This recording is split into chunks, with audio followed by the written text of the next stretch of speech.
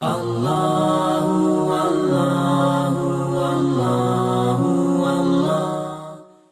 دعاؤں کی ذمہ داری،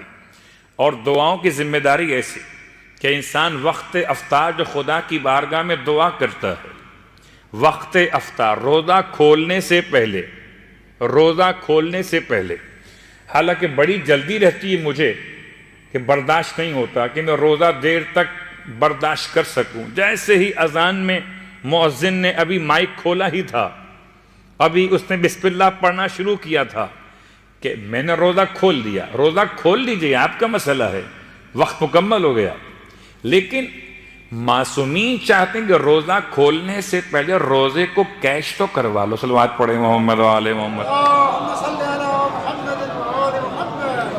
اتنی بھی کیا جلدی ہے؟ ارے جب 15 گھنٹے گزار لیے تو 15 منٹ گزارنے میں اور کیا مسئلہ ہے؟ اور یہ تو مولا کے چاہنے والے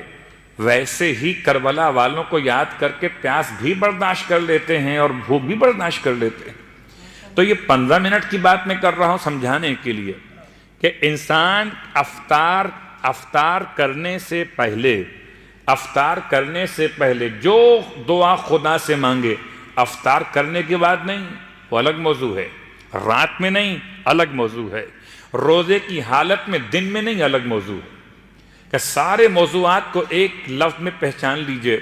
کہ کبھی انسان منتظر ہوتا ہے کہ خدا کب دعا قبول کرے گا، اور کبھی خدا منتظر ہے کہ بندہ مجھ سے کب مانگے گا۔ تو جب خدا منتظر ہے وہ وہی وقت افطار ہے، خدا انتظار کر رہا کہ تم مانگو گے، تم کھجور کھا رہے